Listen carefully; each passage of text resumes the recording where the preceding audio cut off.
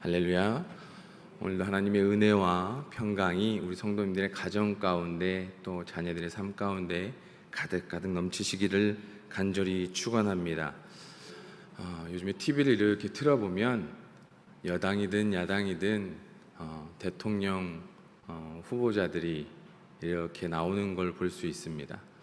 또 그 배우자들도 많이 나와서 또 인사도 하고 다니고 전국을 누비고 다니고 또 그에 대해 이런 말 저런 말 또 많이 나오고 있는데요. 지도자에 대한 부분들, 그 지도자에 대한 이야기들 가만히 바라보면서 여러 가지 생각이 들게 됩니다.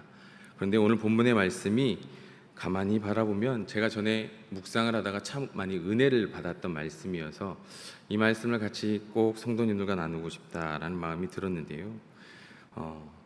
오늘 본문의 말씀이 지도자와 예배자라는 제목으로 되어 있습니다.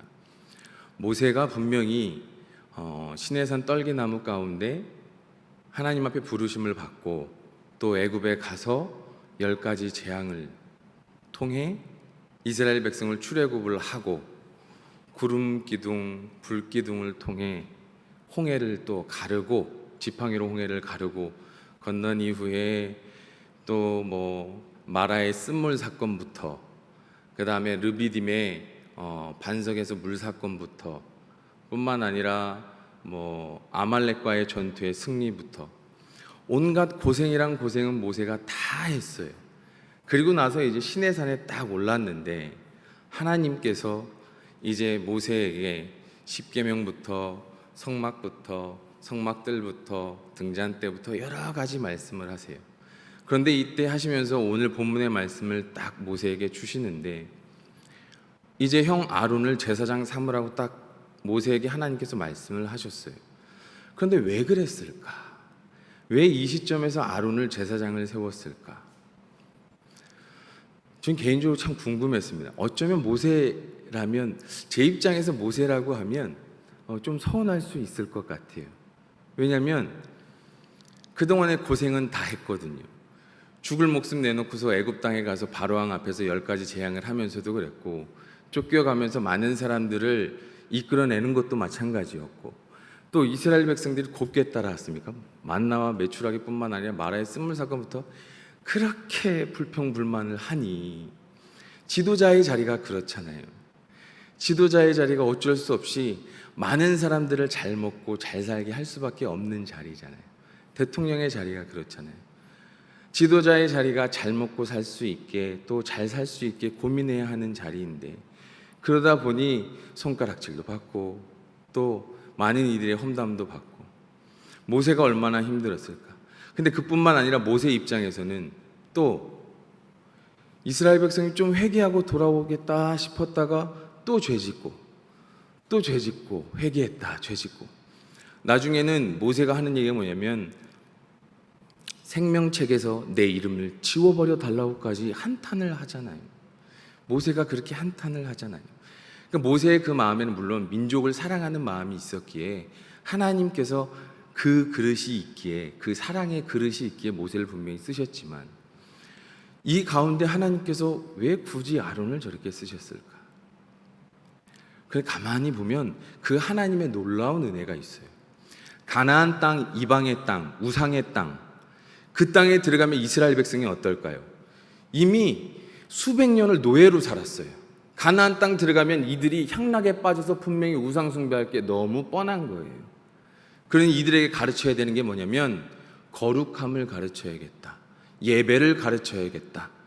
내가 이들에게 온전히 나를 섬기는 게 무엇인지를 잘 가르쳐 줘야겠다. 그런데 모세를 활용하면 좋지만 모세를 쓰지 않는 이유는 무엇일까요? 모세는 아까도 말씀드렸지만 지도자예요. 끊임없이 가나안에 들어가려면 아말렉과도 전쟁을 했어요. 전쟁을 하고 또 하나님 앞에 나아가서 거룩함으로 제단을 쌓고 거룩함으로 구별된 삶을 살아가기엔 모세의 삶은 그런 삶으로 구별된 삶을 살아가기엔 지도자의 삶은 그렇지 않아요.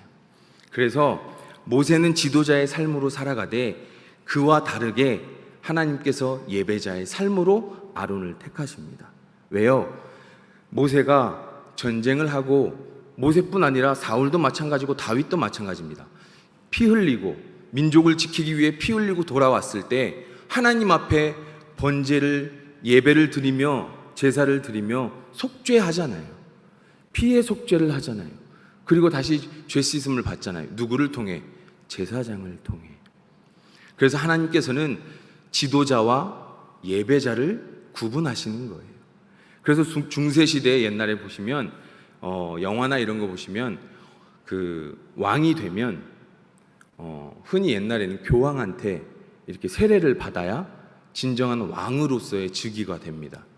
오늘날에 보면 미국의 대통령으로 선출이 되면 미국에 있는 목사님이 대표로 성경을 얹고 기도를 하죠. 근데 얼마 전에 너무너무 안타까웠던 건 조 바이든 대통령이 미국 대통령이 됐을 때 대표 기도를 모든 종교의 이름으로 라고 하고 기도를 마치는 걸 보고서 참 마음이 아팠습니다. 미국 하원 의원도 지금 그렇게 기도를 하고 있는데요. 여튼 상황을 보자면 그렇습니다. 그래서 중요한 건 뭐냐면 하나님께서 지도자와 예배자에 대한 구분을 분명히 나누셨다라는 거예요. 그러면 왜 오늘 본문의 말씀이 중요하냐면 오늘 본문에 5절밖에 되지 않지만 1절과 3절과 4절에 계속 강조하시는 게 뭐냐면 아론을 나를 섬기는 제사장 직분을 삼으라고 계속 말씀하시는 거예요. 우리 1절 말씀 다 함께 봉독하시겠습니다. 시작. 너는 이스라엘 자손 중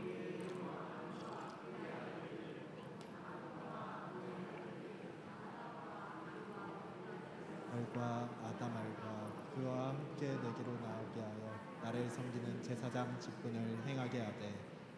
조금 전에 말씀드렸던 것처럼 가나안 땅에 들어가면 이방인의 땅이고 우상의 땅이에요. 이스라엘 백성, 내가 택한 백성들이 구별된 삶으로 나를 잊으면 안 되니. 그런데 나를 잊으면 안 되는데 이에 대해 거룩하게 하기 위해 예배를 세우고 한 집례자를 통해 예배를 따로 세우면서 하나님 앞에 나아가는데 제사장을 세우고 이 제사장뿐만 아니라 하나님께서 제사장을 통해서 세우고자 하는데 이 제사장을 세움에 있어서의 가장 중요한 게 뭐냐면 창세기로 치자면 사람을 창조하신 것과 같아요.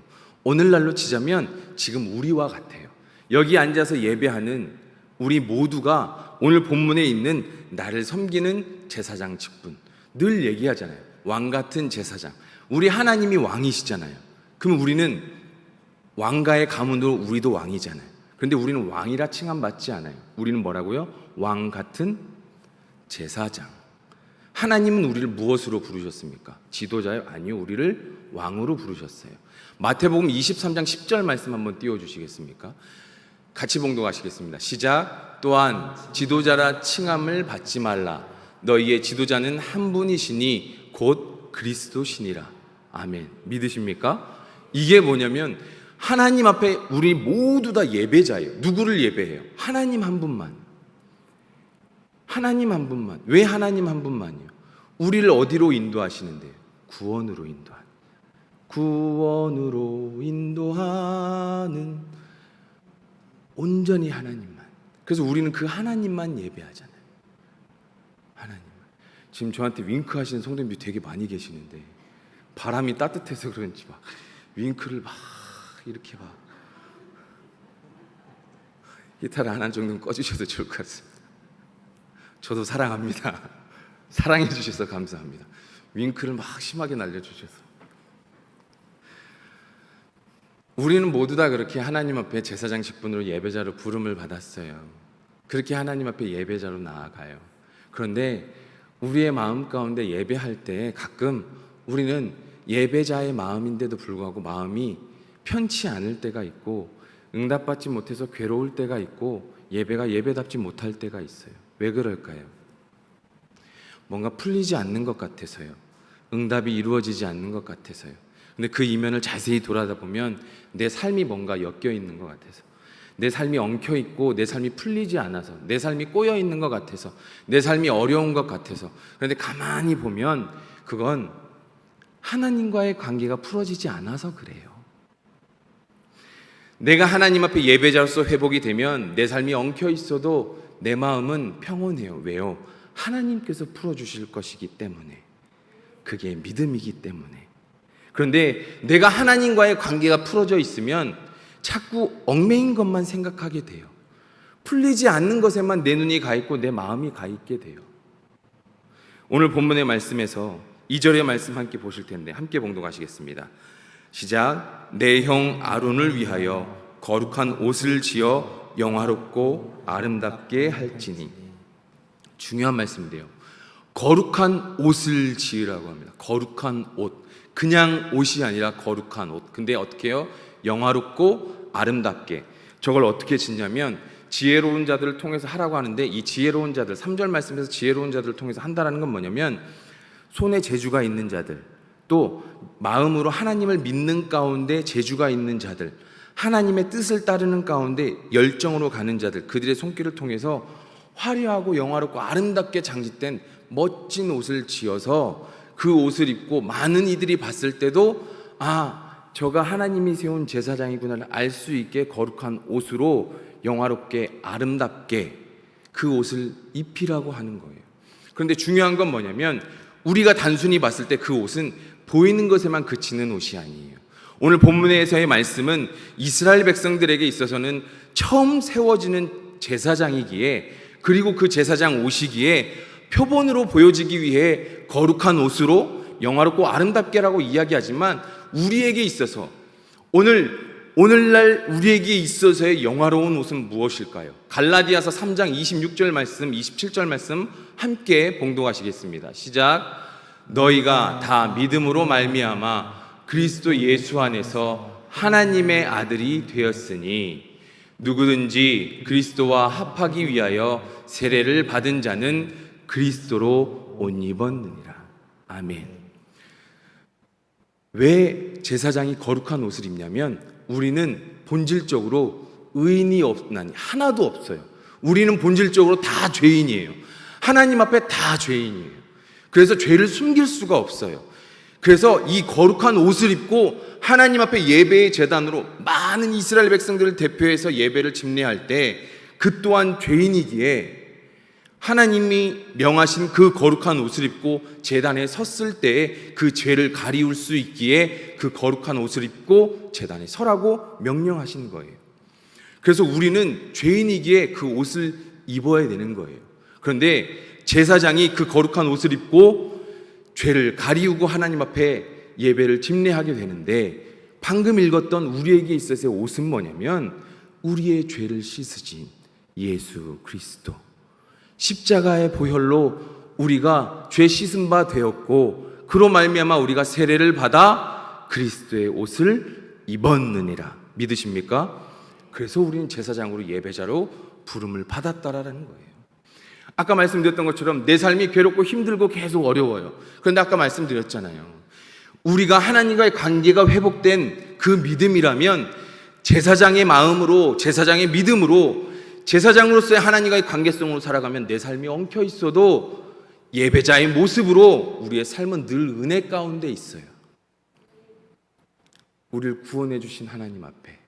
그런데 내가 자꾸 지도자의 모습으로 잘 살아야 되고 무언가 채워져야 되고 무언가 성과를 내야 되고 사람에게 치중되면 강팍해지는 거예요. 지도자에는 어쩔 수 없이 사람에게로밖에 향할 수가 없습니다. 사울이 번제월권을 행하잖아요. 우리가 모두 다 아는 것처럼. 그런데 그 말씀을 가만히 바라보면 무엇이 있냐면 사울이 행하는 번제월권에 그 말씀 가운데, 사무엘상 말씀 가운데 사무엘이 이제 사울을 기다려요. 사울이 사무엘을 기다려요. 사울이 사무엘하고 약속했어요. 실로에서 만나기로. 7일이 됐는데도, 약속했는데도 안 와요. 그랬더니 뭐가 생기냐면 사울과 같이 전투에 나갔던 사람들이 다 돌아가요. 사무엘이 나와서 번제를 드리고 전쟁 나가려고 그랬는데 안 오니까 다 돌아가요. 사울이 조급해지는 거예요. 그래서 사울이 뭐래요? 예배하기로 했던 거 다 가지고 와라. 그래서 사울이 거기에서 자신이 예배를 드리는 거예요. 여기서 나타나는 게 뭐냐면 사울이 여기서 눈이 누구에게로 향합니까? 사람에게 향하는 거예요. 지도자로서. 사울이 지도자로서 사람들이 떠나가기 시작하니까 사람에게 향하기 시작하는 거예요. 그런데 사울이 안타깝게 예배자로 있었다라면 그러지 않았겠죠. 근데 우리 모든 삶이 그래요. 우리의 모든 삶이. 저도 그렇더라고요. 어느 순간 막 저도 모르게 짜증이 많이 나 있고 예민해져 있고 말하는데 저희 아내가 요즘 왜 이렇게 예민해져 있냐고, 왜 이렇게 짜증이 나냐고. 저는 그런지 몰랐거든요. 어느 날 기도를 막 하고 하는데 오늘의 이 말씀, 지도자인가 예배자인가, 이 말씀이 저한테 새벽 예배 기도 가운데 확 들어오는데 정말 많이 그 깨달음이 확 들어와서 제가 이제 새벽 예배 끝나고 새벽 예배 때도 했던 고백인데 제 주일날 저희 전도사님들한테 미안하다 그래서 죄송하다고, 제가 예민하게 굴었던 것들 죄송하다고. 근데 오늘 이 말씀이 저는 이제 사사기 말씀으로 이스라엘에 왕이 없었으므로 자기의 속에는 옳은 대로 행하였더라. 이게 지도자잖아요, 이스라엘 왕이. 그런데 실질적으로 원어를 보면 이스라엘 왕이 아니라 여호와의 의로, 하나님 앞에 정직과 의로 행하지 않는 이스라엘 백성의 모습이라는 거예요. 그러니까 왕을 얘기하는 게 아니에요. 하나님 앞에 의롭고 정직하게 행하지 않았음을 얘기하는 거예요. 그 마음이, 그 말씀을 이렇게 와닿으면서 전도사님들한테 주일날 경건회 때 사과를 이렇게 했는데 그랬던 마음이 쑥 와닿아서 그래서 이야기했어요. 같이 고민하자고. 지도자가 아닌 예배자의 모습으로 나아갔으면 좋겠다고. 제 고백입니다. 그래서 우리 성도님들과 함께 나누고 싶었습니다. 우리가 그리스도로 옷을 입었어요. 그럼 우리는 어떤 모습으로 나아가야 될까요? 그리스도의 옷을 입고 예배자로 간다고 하면 여기에 나오는 영화롭고 아름다운 옷, 화려한 옷이 아니라 영화롭고 아름다운 옷, 흔히 말하는 누군가가 아플 때, 외로울 때, 힘들 때 일으켜주고 보듬어주고 눈물을 닦아주고 안아주고 감격과 감동이 있는 예수님의 사랑을 전하는 그 사람. 그래서 마음으로 말로 표현할 수 없는 그 사랑이 됐을 때 우리는 그 모습을 보고 참 아름답다라고 이야기합니다. 사랑하는 성도 여러분, 이 아름다운 옷을 입는 저와 우리 모든 성도님들이 되시기를 간절히 축원합니다. 3절의 말씀 함께 봉독하시겠습니다. 너는 물은 마음에 지혜 있는 모든 자 곧 내가 아론의 옷을 지어 그를 거룩하게 하여 내게 제사장 직분을 행하게 하라. 조금 전에 말씀드렸던 것처럼 물은 마음에 지혜 있는 모든 자, 쉽게 말해 내가 지혜로운 영으로 채운 자들. 하나님 나라의 일은요 그냥 막 모여서 하는 게 아니에요. 성령을 힘입은, 사도행전에 보면 3장에 초대교회 공동체 모이기에 힘쓰고, 왜 모이기에 힘써요? 즐거우니까요. 말씀 보고 찬양하고 그게 너무 즐겁고 행복하니까요. 그 막 서로 봉사하고 서로를 위해 주니까 너무 막 그게 서로한테 은혜가 되고. 그래서 오늘 본문의 말씀이에요. 지혜로운 영들이 말하여 그들이 모여서 아론의 옷을 지을 때 어떤 마음일까요? 지혜의 영, 거룩한 영들이 모일 때 하나님을 찬양하고 하나님만을 바라보고 하나님만 올려드린 그 마음으로 이들이 한 땀 한 땀 이 제사장의 옷을 지을 때 거룩한 마음으로, 예배자의 마음으로 거룩하게 옷을 지을 수밖에 없는 거예요. 그랬을 때 이 사람들로 인해 이 옷을 지어 그를 거룩하게 하여, 다시 한번 뭐라고요? 내게 제사장 직분을 행하게 하라. 초대교회 당시에도 그 교회 안에 너무 초대교회가 부흥하다 보니까 사도들이 말씀 준비할 시간이 없어요. 왜요? 와서 상담을 너무 많이 하니까. 그래서 누구를 세우냐면 7 집사를 택해서 세우잖아요. 교회 일을 볼 수 있는 그 7 집사가 뭐냐면 사랑과 은혜가 넘치고 칭찬받는 7 사람이에요. 사도행전 6장에 나오는 말씀. 그래서 7 집사. 오늘 본문의 말씀, 우리가 그래서 말씀을 볼 때 구약하고 신약하고 같이 보면 되는데 그렇게 나오는 말씀이에요.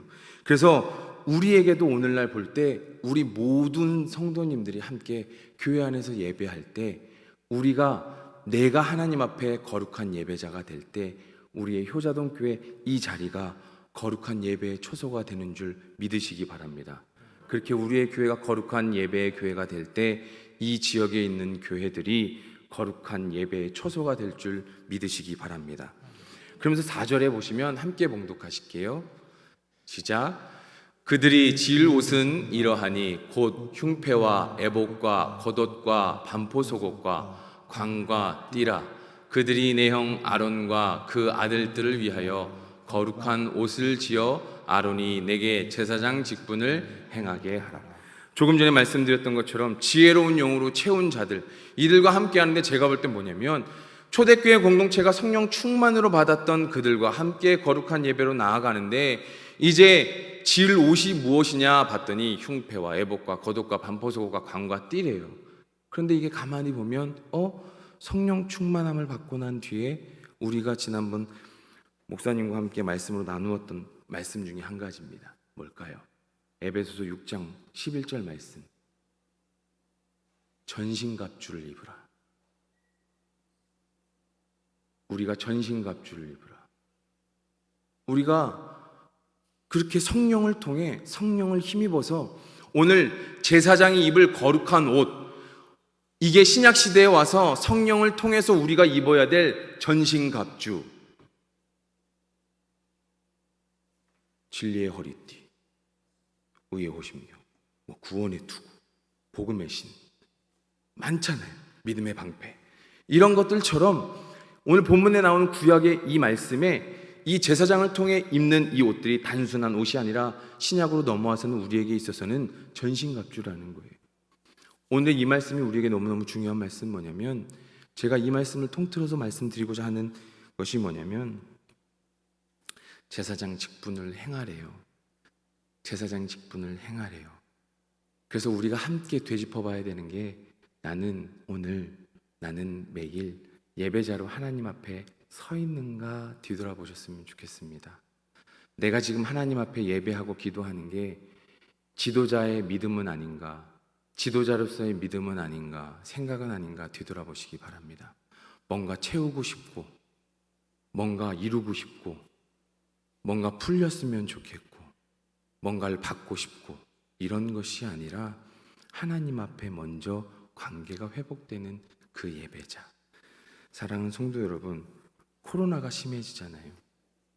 코로나가 심해지고 있는데 가만히 뒤돌아보면 그 코로나 3년 동안, 지난 3년 동안 우리의 삶을 잠깐 뒤돌아보면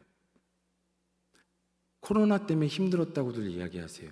지금 오늘 8,000명이 넘었다고 하고 다들 어렵다고 하시는데 가만히 보면 모르겠습니다. 제가 생각해 보면 정말 코로나 때문에 힘들었을까 보면 코로나 때문에 힘든 건 좀 불편함은 있었습니다. 그런데 코로나 때문에 힘든 것보다 사실 제가 봤을 때 하나님과의 무너진 그 하나님과의 관계성 때문에 더 힘들다라는 게 솔직한 고백입니다. 코로나 전에 제가 잘 살았나? 잘 살지 않았더라고요. 코로나 전에 뭔가 편했나? 꼭 그렇지도 않았더라고요. 가만히 보면 뭐냐면, 뭐가 다르냐면 코로나 때문에 가고 싶은데 못 가고, 코로나 때문에 하고 싶은 걸 못해서 그래서 우울한 것 같더라고요. 그게 길어지니까요. 내가 하고 싶은 걸 못하는 게 길어지고, 내가 가고 싶은 데를 못 가는 게 길어지니까 우울해지는 거지. 가만히 보니 하나님은 언제나 우리와 함께 하셨더라고요. 근데 역으로 생각해 보니 3년 동안 8,000명이 넘는 순간순간에, 이 3년이란 코로나 시간 동안에 은혜가 뭐냐면 오늘도 지금 이 순간까지 하나님이 우리를 지켜주셨더라고요. 하나님이 우리에게 치료제를 만들어 주셨더라고요. 그러면 이게 우리에게 감사할 이유가 아닐까요? 이게 우리가 하나님을 예배할 이유가 아닐까요? 우리가 다운될 필요도 없고 내려갈 필요도 없다라는 거예요. 가만히 생각해 보니 뭘 못하고 제가 이걸 어디서 봤냐면, 가만히 보니까 대선 주자들이 뭘 가서 농수산시장 가서 얘기하는, 자꾸 코로나 얘기를 하는 거예요. 그거 같으니 그렇구나, 아니라는 거예요. 예배자는 하나님이 우리를 여기까지 인도하셨더라고. 우리는 오늘도 예배합니다. 우리는 오늘도 찬양합니다. 우리는 오늘도 기도합니다. 그래서 간절히 바라기는, 사랑하는 성도 여러분, 우리 모두 예배자가 되기를 간절히 소망합니다. 나는 하나님을 예배하는 예배자가 되기 원합니다. 이 시간에